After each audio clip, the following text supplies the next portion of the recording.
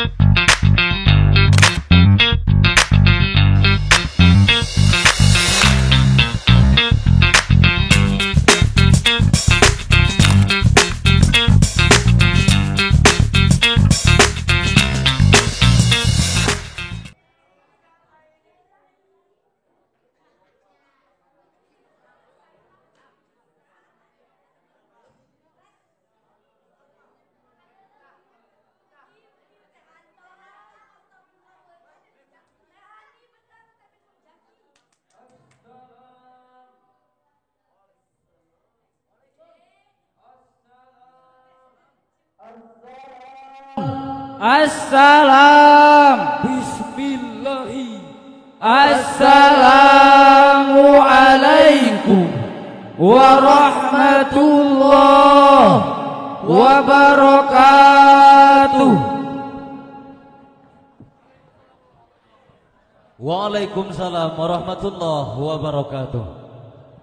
Alhamdulillahilladzi arsalar rasulam mubasyirin wa mudhirin wa da'a bi'idznih wa sirajan munir. Allahumma salli ala sayyidina Muhammadin wa ala alihi wa sahbihi ajma'in, amma ba'du. Pertama-tama marilah kita panjatkan puja beserta puji syukur kehadirat Allah Subhanahu wa ta'ala. Yang kedua kalinya lantunan kalimat Allahumma sholli ala Muhammadin semoga selalu tercurahkan kehabibaan alam legendaris Islam sedunia, Pendobrak kebatilan, penegak keadilan, wa nabiyana wa rasulana wa maulana Muhammad. Yang terhormat kepada pimpinan umum Pondok Pesantren Miftahul Huda 407 beserta jajaran Dewan Kiai yang kami hormati, Dewan Juri yang arif dan bijaksana,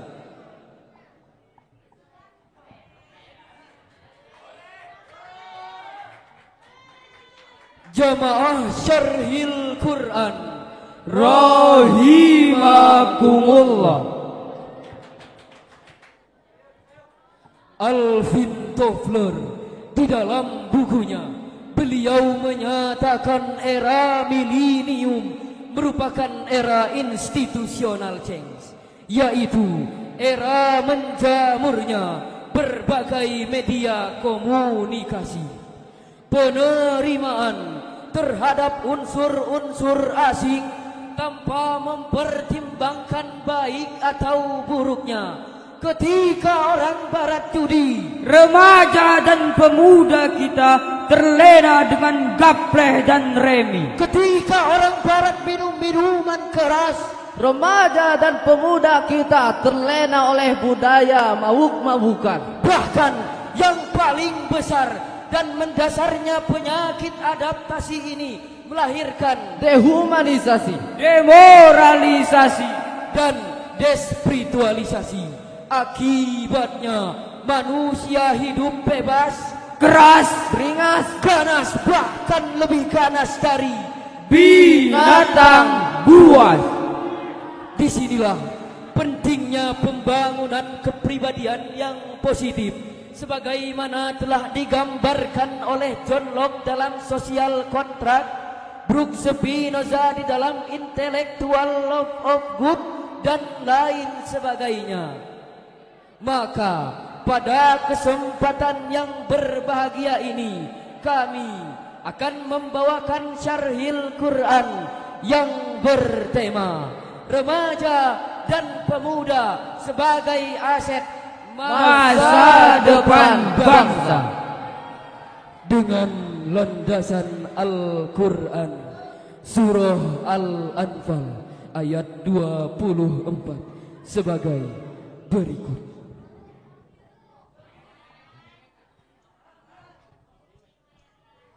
A'udzu billahi minasy syaithanir rajim. Bismillahirrahmanirrahim.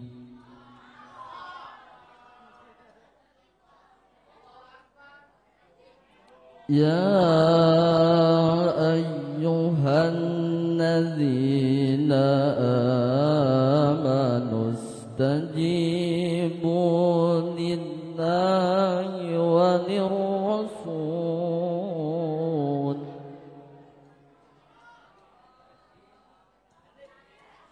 wa lirrasul idza da'akum lima yuhyikum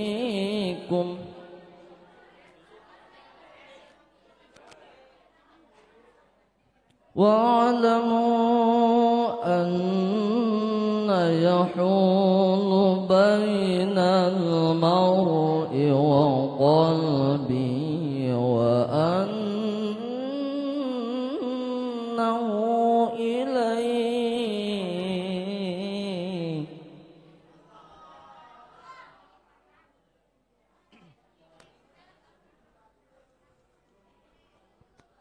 bainal mar'i wa qalbihi wa annahu ilayhi tuhsyarun.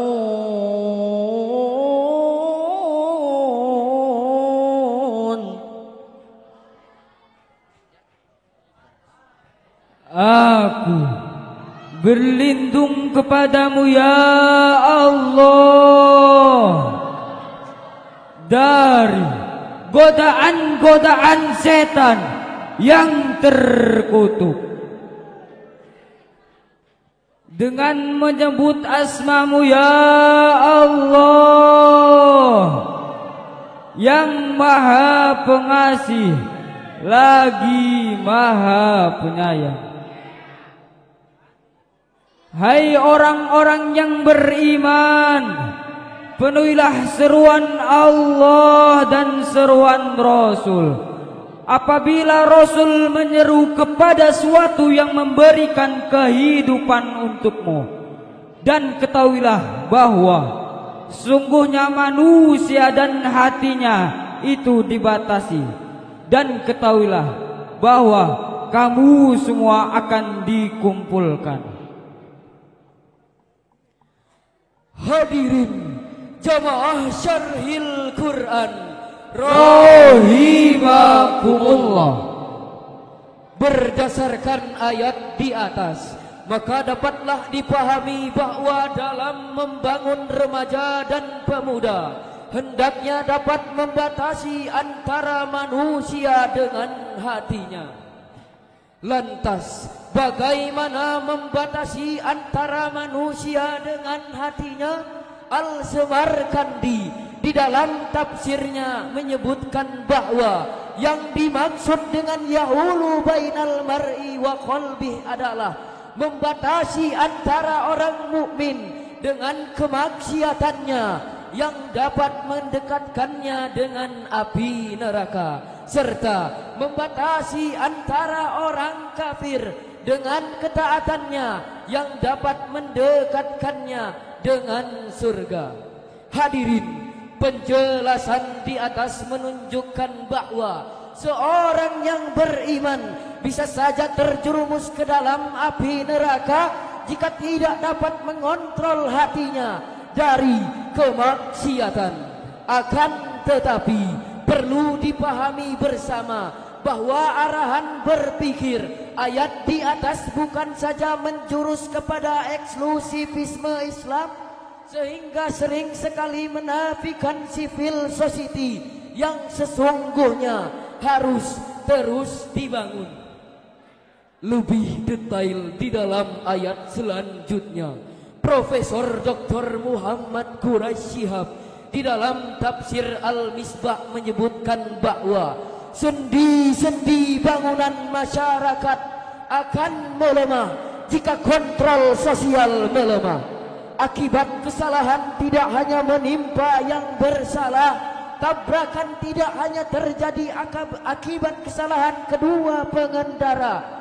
Bisa saja yang bersalah hanya seorang, tetapi kecelakaan dapat beruntun menimpa sekian banyak kendaraan.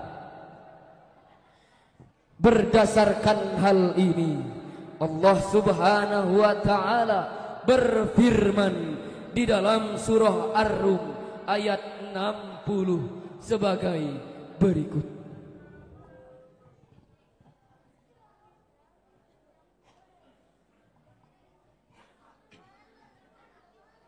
Fasbir inna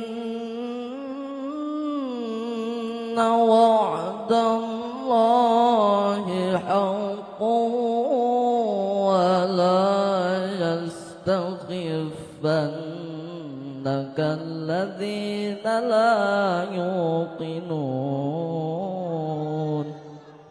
Sadaqallahul maulanal azim. Yang artinya, maka bersabarlah kamu hai Muhammad, sesungguhnya janji Allah adalah benar, dan sekali-kali janganlah yang tidak meyakini ayat-ayat Allah itu menggelisahkan kamu. Maha benar Allah atas segala firman-Nya. Berdasarkan ayat di atas, maka dapatlah kami ambil kesimpulan, semoga remaja dan pemuda kita dapat menjadi harapan dan tumpuan bagi cita-cita bangsa kita. Amin ya Allah ya Rabbal Alamin. Mungkin hanya ini yang dapat kami sampaikan. Kurang lebihnya kami mohon maaf. Kepada Allah kami mohon ampun. Wabillahi taufiq wal hidayah. Wassalamu alaikum warahmatullahi wabarakatuh.